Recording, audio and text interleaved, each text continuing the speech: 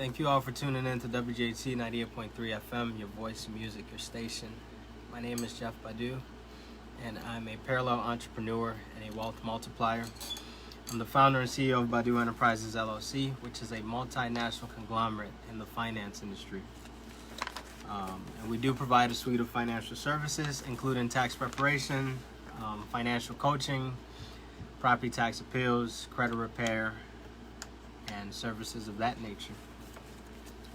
So today we'll be talking about some retirement strategies that you can take advantage of in this COVID-19 environment that we're in right now.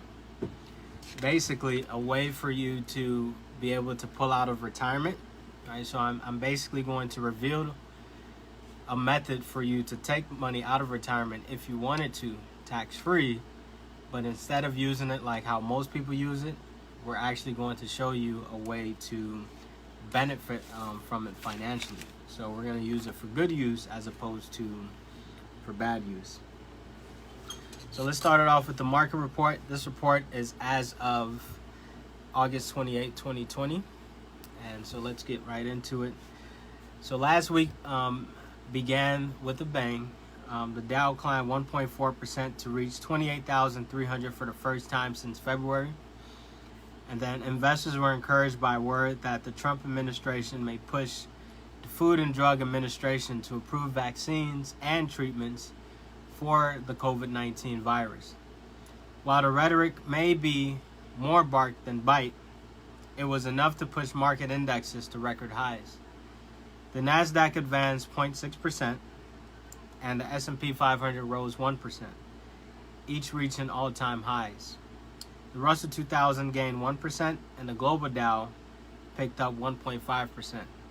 The dollar, treasury yields, and crude oil prices all rose. Sectors that enjoyed a strong start to the week were energy, financials, and industrials. Technology and healthcare also posted modest advances. So overall, we started the week pretty good. Everything was pretty good. Everything was up on Monday. And now let's go to Tuesday. Let's see what happened last Tuesday. Last Tuesday saw stocks advance despite weakening consumer confidence. Word that the United States and China intend to honor their commitment to phase out or to the phase one trade deal offered some encouragement for investors. So anytime there's not a war between the nations, there's not a trade war, and people are happy, people are doing business with each other, then ultimately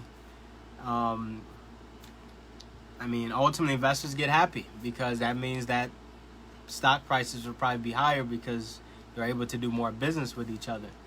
And I know, for example, the app TikTok, which has been quote-unquote banned from the U.S., is actually in talks to be acquired by the U.S. And we have a question here. It said Robinhood has shares for Apple starting at $132 as well as Tesla. Are those good buys? Absolutely. So Apple and Tesla ironically did a stock split today. A stock split is simply where they split the share price. For example, a 7-for-1 stock split is where the share price gets split by 7. A 5-for-1 stock split is where the share price gets split by 5. So you take the original share price, divide it by 5, and then if you own one share, they multiply it by 5. So it's nothing that changes actually, except for it becomes cheaper to buy it. And then ultimately it allows more investors to get in. So overall, it doesn't necessarily change whether or not the company is a good buy or not. Overall, Apple and Tesla are good companies that are here to stay for a very long time. I personally recommend investing in those two companies. I mean, think about it. When will Apple actually leave the world? Probably never. When will Tesla actually leave the world? Probably never. You'll probably see more electric cars on the road. You'll see more Teslas on the road. So it's very, very easy to predict that Tesla's stock price will probably go higher in the future. It's very easy to predict that the most valuable company in the world, Apple, their stock price will also go higher.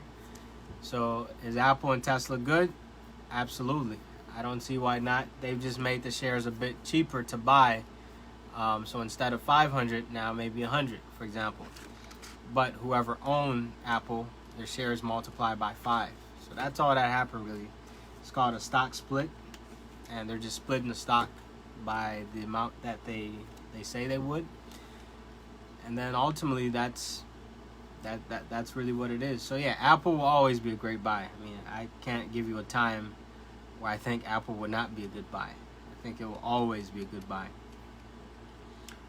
So essentially what happened last Tuesday, the NASDAQ and the S&P 500 reached new highs, while the global Dow reached 0.2%, and the Russell 2000 gained 0.2%. They all posted modest gains. Of the indexes, only the Dow lost value. Crude oil prices and the dollar fell, while Treasury prices dropped, pushing yields higher. So that has an inverse relationship. Stocks continued to reach record highs last Wednesday on the expectations that the Federal Reserve, or the Fed for short, will continue its supportive monetary policy and keep interest rates low. So when interest rates are low, investors are happy because it allows them to invest more money. It allows companies to produce more by using other people's money. So why is the stock market up? Well, probably because interest rates are at a dead 0%, at least the benchmark interest rates, which is the rate that the Federal Reserve lends the money to the banks. So in essence, your interest rates become lower. You yourself won't get 0% interest, but you will basically get something close to that, or basically a low amount. So what happened on Wednesday? Stocks continued to reach record highs last Wednesday on the expectations that the Federal Reserve will continue a supportive monetary policy. So we mentioned that. A strong durable goods report also helped boost investors' confidence. Mega cap stocks and technology shares ultimately drove the market higher. And then the dollar weakened, gold, crude oil, and treasury yields rose. Stocks were mixed last Thursday, with the Dow and the S&P 500, along with the Russell 2000, posting gains. So far we've had 4 straight days of gains, Monday through Thursday. And then ultimately the Treasury yield surged. As expected, Federal Reserve Chair Jerome Powell indicated that the Fed would continue its accommodative, great news by the way, accommodative measures and allow the economy to expand, because right now we're in contraction mode, allow the economy to expand essentially without reins until it nears the Fed's 2% target rate of inflation. So interest rates go hand in hand with inflation. As inflation goes up, so do interest rates. As inflation goes down, so do interest rates. So basically, since inflation is down, inflation is the diminishing purchasing power of your money. Since that's going down because things are getting cheaper, then ultimately interest rates also need to go down. So that's basically what's happened with this COVID-19. Of course, COVID-19 is what caused all of this to happen. Without COVID-19, interest rates would not be getting lower. It might, but most likely probably wouldn't. And prices would be through the roof. So if you've seen things get cheaper, don't be surprised by that. It's because of this whole COVID-19 pandemic. Financials, real estate, and healthcare performed well on the day, while communications, tech, and energy ultimately lagged. Last week ended on a high note for stock indexes. The Dow and the NASDAQ advanced 0.6%, respectively, last Friday. So literally the entire week, the stock market was up. The S&P 500 gained 0.7% to reach an all-time high for the 6th consecutive trading session. So actually 6 days in a row, the S&P 500 went up. The Russell 2000 climbed 0.9% on the day, and the global Dow climbed 0.7%. Crude oil prices declined on the day, and the dollar fell to its lowest level in nearly 2 years. Probably because interest rates are where they are right now. So for the week, each of the benchmark indexes essentially posted solid gains, led by the NASDAQ, which is dominated by technology stocks such as Apple, followed by the S&P 500, the global Dow, the Dow, and the Russell 2000. Investors were buoyed by optimism about COVID-19 treatments and vaccines, assurances that the Federal Reserve will continue its accommodative stance, low interest rates, and muted inflation. Year to date, the Dow finally passed its 2019 closing value, so it's actually up for the year, joining the NASDAQ and the S&P 500. So far, the stock market is up this year in a big way. actually. So even though we're in a pandemic, stock prices are still higher. So what does this tell you is that this stock market is very, very, very resistant to any negativity. It cannot do anything negative. And I hope that's how you're taking life as well. When the bad comes, turn some good out of it, no matter what. So the price of crude oil went up slightly, $42.29 per barrel to $42.97. Price of COMEX gold went up $19.46.20 to $19.72.80. And then so far this year, the Dow Jones is up 0.4%. NASDAQ is up 30.35%. My goodness, technology is up big time this year, which makes sense because all the brick and mortar and all the physical stuff is down right now. So it's only right for tech to be up. S&P 500 is up 8.58%. Russell 2000 is down 5.40%, which makes sense because quote-unquote smaller businesses have been taking a hit. Global Dow is down 4.25%. Federal funds target rate is at a mere 0%. And then the 10-year treasuries is at 0.72%. So what's to expect this week?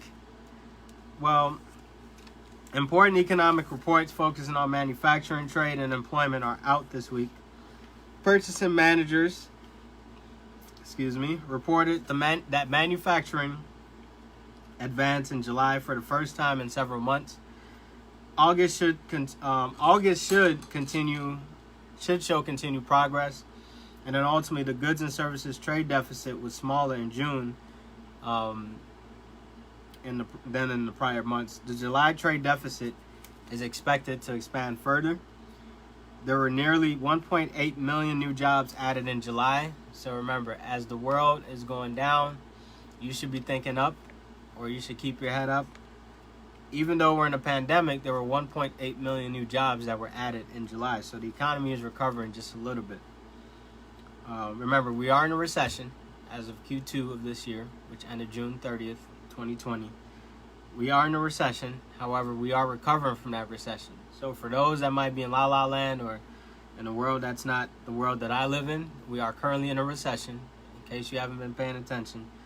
And we are in a time such as COVID-19. Our economy has taken a hit. But overall, we're doing pretty good this year. Even though 2020, the projected best year in the world, turned out to be one of the worst years, it's still a pretty good year nonetheless. And August figures may not be as robust. So there you have the market. If you haven't invested in the stock market, I highly recommend you get in, and you get in ASAP. Get in as soon as you can. The market only goes up. It goes down from time to time, but overall, if you look at it from a holistic standpoint, and you look at it from a long-term perspective, it typically goes up. So let's talk about it here. This topic here is about retirement. So is it a good idea to tap into retirement savings during a crisis? Short answer is no, right? That's my opinion. You should not be cheating yourself. For you to dip into your own retirement account is you cheating yourself, unless you have the world's greatest investment opportunity that's being presented to you. And absolutely, we got a comment here. I'm going to purchase those shares on Robinhood ASAP. Yes, you should do it tonight. You should do it as soon as possible. Tesla, which stock price, was going through the roof, is now, quote unquote, cheaper to buy. Now, keep in mind, though, is that they do allow fractional shares. So you can buy fractional shares on sites like Robinhood. So even if you didn't have, let's say, the full 1,000 or 1,800 or so to buy Tesla, you could still partially invest even $1 or $2 into Tesla and still get pieces of the pie a little bit. But what will most likely happen here is, I guarantee you, I'm willing to put a lot of money on it, that Apple stock price will be higher 5 years from now. It's guaranteed. It's without a doubt that Apple's stock price will be higher 5 years from now than it is today. Tesla's stock price will be higher 5 years from now than it is today. These companies are ran by some of the smartest people in the world. They will not allow failure to be in their dictionary at all. So it's something that it's basically guaranteed money. Now, if you know how to go out and start your own Tesla, then put your money into your own Tesla. For me, I invest a lot of my money into my own companies, primarily the Badu Tax Services and the Badu Investments. So for me, instead of, I do invest in other companies such as Apple and Tesla. However, I also have companies that grow in price or that grow in value. So it would make sense for me to invest my own money into these companies that grow even more, and I reap more rewards because I understand the industry. I know these companies better than anybody on the planet does. So it only makes sense. But if you're somebody who doesn't have a business or any sort of private investments, then yeah, get into Apple ASAP. Get into Tesla ASAP. Even if you are a business owner, get into these stocks. There's nothing like passive income. It's money you make while you sleep, money you make while you're talking to a client, money you make while you're on vacation. That is the best type of money to make. I can't think of anything better than that. So let's talk about the retirement conversation. So thankfully, COVID-19 actually did some good in some areas in life, mainly retirement.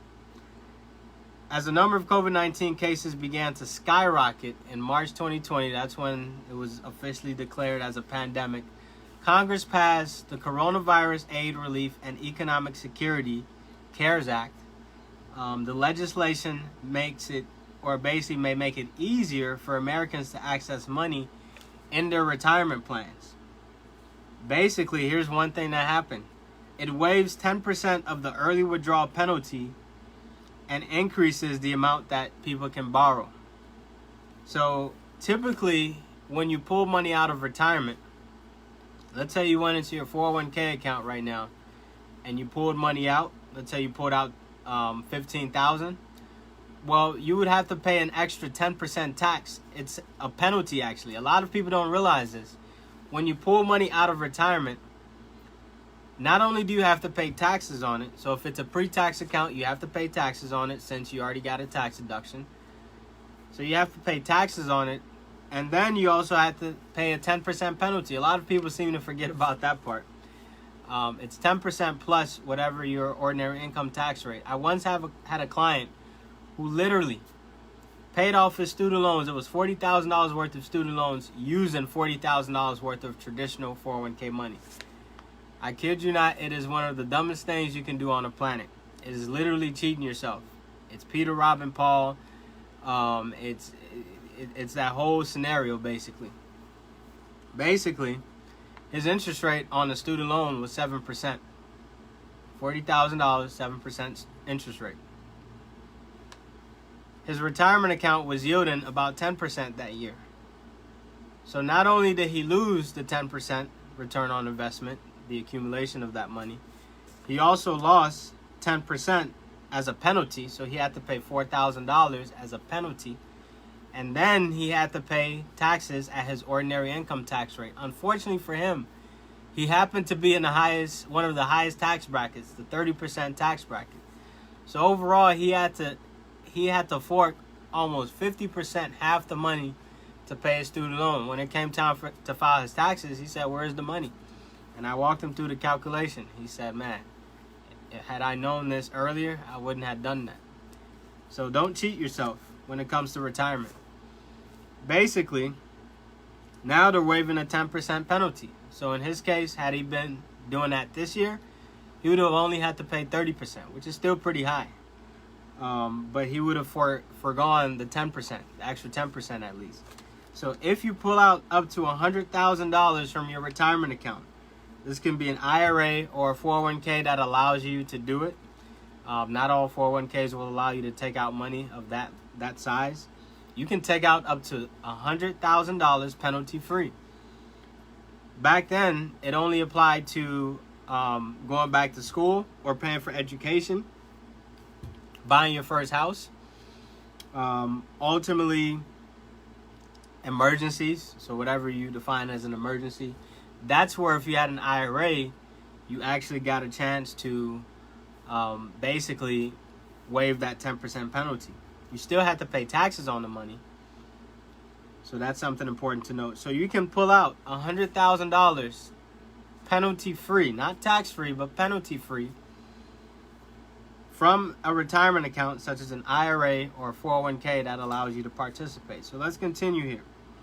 Understanding these new guidelines and other rules for loans and early withdrawals may help you determine if they are appropriate options during a financial crisis. For those that have been hiding under a rock for a very long time, ultimately, we are currently in a financial crisis. All right, so that's something very important to note. So we are in a crisis, and ultimately, we have to make sure that we know how to pull out money in a nice, savvy, and strategic way. So remember that tapping retirement savings now could risk your financial situation in the future. It's very important to note that. Just because you ultimately have the ability to take out the money doesn't mean you necessarily should. And unfortunately, a lot of people are doing that right now. And we understand that you have to put food on the table, you have to pay bills, you have to do all of that stuff. But you should not be cheating yourself from retirement. If you can find a way to maybe file for unemployment, taking advantage of the stimulus programs such as PPP loans and EIDL and all these other programs that came out, use those first, then tap into savings, and then tap into your retirement. I don't think anybody should be tapping into retirement if they don't really have to. So due to COVID-19, if you have a quote-unquote COVID-19 related reason, which basically everybody has that reason, and by the way, let me go through that. These situations include a diagnosis of COVID-19 for account owners and certain family members, a financial setback due to a quarantine. Everybody can basically justify that. Furlough, layoff, reduced work hours, and in the case for business owners, due to closures or reduced hours. I mean, come on, everybody can prove this. Or an inability to work due to lack of childcare as a result of the virus. Who in the world can't prove this right now? Everybody can. I mean, of course, there are some people that have increased hours, for example, but who basically hasn't had a financial setback due to a quarantine? Everybody has. So if you can't find one of these reasons, then don't go out and execute this whole $100,000 strategy. So basically, this temporary exception augments the other circumstances for which a penalty-free distribution is typically allowed. So we mentioned earlier, a death or disability of the account owner, unreimbursed medical expenses exceeding 7.5% of your adjusted gross income, which increases to 10% in 2021. A series of substantially equal periodic payments over your life expectancy or the joint life expectancy of you and or your spouse. Birth or adoption of a child up to $5,000 per account owner.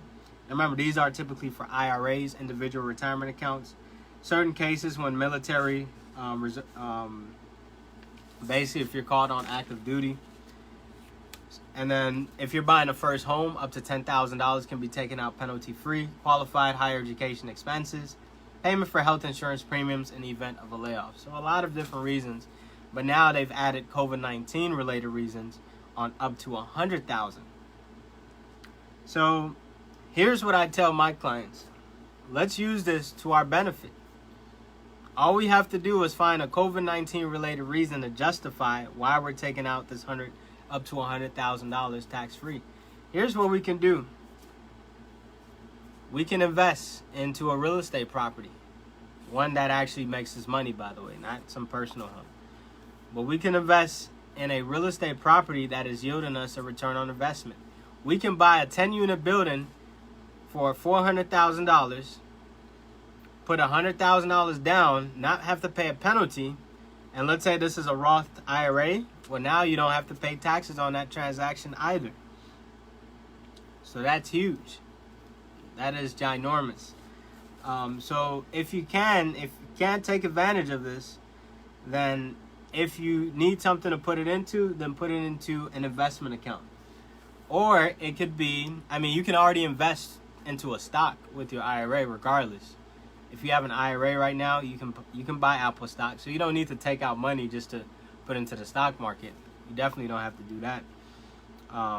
Or maybe you found a business to invest in. This could be another worthwhile investment.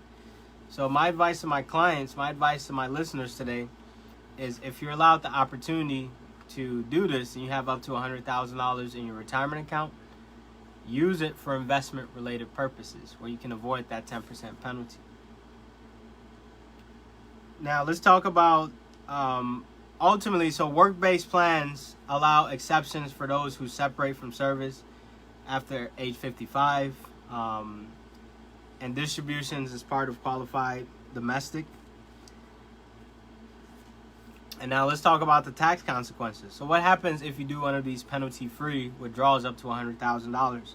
Penalty-free does not mean tax-free. Very important, however. In most cases, when you take a penalty-free distribution, you must report the full amount of the distribution on your income tax return for that year. However, the income associated with the coronavirus-related distribution can be spread over 3 years for tax purposes, with up to 3 years to reinvest the money.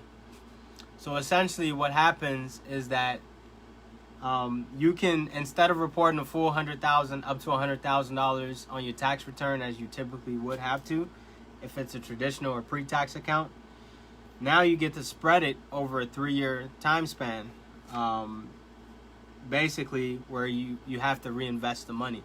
It's a bit complicated, and we'll go through a little bit more details, but to be honest, I feel like Congress doesn't really know what they're doing with this one. But basically, you get to spread out that, instead of paying taxes on the full $100,000 now, because remember, it's penalty-free, but it's not tax-free. So you still have to pay taxes on it. That's one of the big, the quote, they call it a gimmick. I don't call it a gimmick, I call it reading in between the lines. Basically, it's penalty-free, but it's not tax-free. So you get to spread out the taxes or the income amount over a 3-year time span. Let's talk about the loans real quick. If your work-based retirement plan allows loans, this is for 401ks, by the way. You typically, the reason why I say 401k is because you cannot borrow money in an IRA account. But you typically can borrow up to the lesser of 50% of your vested balance, or $50,000, whichever is lower. Most loans must be repaid within 5 years, but if the money is used to purchase a primary residence, then the repayment period may be longer. However, the CARES Act, the Coronavirus Act, permits employers to increase this amount to the lesser of 100%. So instead of 50%, now it's 100% of the vested balance, or man, $100,000. You're basically doubling the numbers, which is huge. So if you have a 401k plan right now, you can take up to $100,000 in the plan, and basically use it for investment purposes. You can use it to make money from that. If you're self-employed, you have a solo 401k, you're allowed to do the same thing, essentially. But you can take the lesser of 100% of the vested balance, or $100,000, for loans to coronavirus-affected individuals made between March 27th, 2020 and September 22nd, 2020. Affected participants who have outstanding loans on or after March 27, 2020 will be able to delay any payments due in 2020 by 1 year. So that's also pretty big. Now let's talk about hardship layoffs. Many work-based retirement plans also permit hardship withdrawals in certain circumstances. Although these distributions are not exempt from the 10% early withdrawal penalty, they can be a lifeline support for people who need money in an emergency. So let's go through this really quick. So employers do not have to adopt the new withdrawal or loan provisions with this account, but they have to allow you to take out that much money. They don't have to adopt it. Right? They do not necessarily have to adopt it. So not every employer will actually allow you to do what I'm saying right now.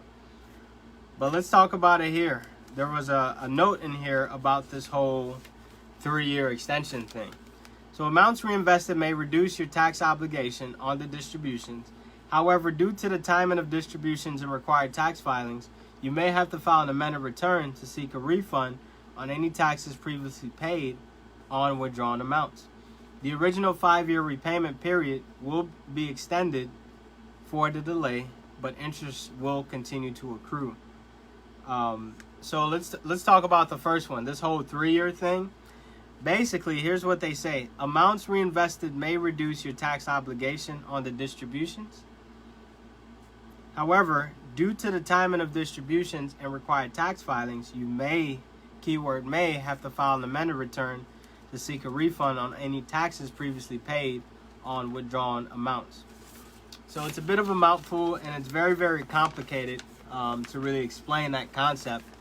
But basically, to summarize today's conversation, due to COVID-19, which is one of the best gifts and curses of all time.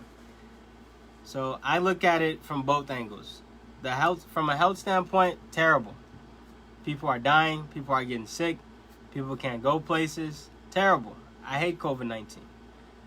Right? It's not a fun thing to be in a world full of it, basically, where it's like you have to wear a mask everywhere you go. I mean, who wants to do that? Nobody. It sucks. Trust me. I can't go certain places because of the fact that we're in a pandemic. I can't travel certain places that I was planning to travel to because we're in a pandemic. I can't do certain things. But at the same time, you have to look at it from a positive standpoint. To any negative, there's a positive. So you have to look at all the stimulus that came out of this. The stimulus check and the additional stimulus package that they're set to release hopefully sometime soon once they come back to their senses, hopefully after Labor Day weekend. The PPP loans, EIDL, the fact that we're evolving in this virtual environment where people can do things more efficiently and, quite frankly, more effectively too, when they're not distracted by traffic and horns honking and everything like that. It can be frustrating. I used to be there. I used to work for PricewaterhouseCoopers, where I used to drive to the suburbs an hour to an hour and a half every day. That was a very frustrating experience. Nowadays, you don't have to do that. You're working from home. You have a home office. Some people do have kids that they have to take care of, and they're also being homeschooled, which, it's like juggling two balls in the air at the same time. It's not fun. But some good that come out of COVID-19. And one in particular was what we discussed today, is the retirement conversation, where you can take up to $100,000 penalty-free from your retirement account to invest into an investment that yields a return, such as a real estate, a business, basically something that will actually make you money. I would hope nobody is out taking that $100,000 and shopping with it, meaning shopping to buy clothes to wear or to splurge or to buy unnecessary luxurious items that we don't even need. So I'm hoping nobody's doing that right now. If you need to put food on the table with the money, fine. Go ahead and do that. We'll pray for you. But ultimately, my advice is take advantage of the unemployment. Take advantage of the PPP, EIDL, stimulus check, all the different programs that came out. Leverage some savings. Maybe go out and take out a small loan that may have a low interest. And then as a last resort, then you come into your retirement account and start dipping in there. But basically, if you're financially stable and you have the greatest investment on the planet, you can take this money, invest it into the investment, penalty free, up to $100,000. So a scenario is you find a $400,000 10-unit building, you take $100,000, which is 25%, you put it into the building, you don't pay any penalty, and you might not have to pay any taxes on it. The money yields a return over time, and you're good. I know some people that are doing this right now, so it can be very, very beneficial. So I think we'll leave it there today. It was a very short topic. Just wanted to make sure you guys were aware of some of the benefits that COVID-19 is actually generating, and that you can take penalty-free loans and penalty-free distributions from your retirement account if you have a quote-unquote COVID-19 related issue. And almost anybody can justify it right now, to be honest. Who hasn't been impacted by the pandemic? There's not a single person on the planet right now who can tell me they haven't been impacted by the pandemic.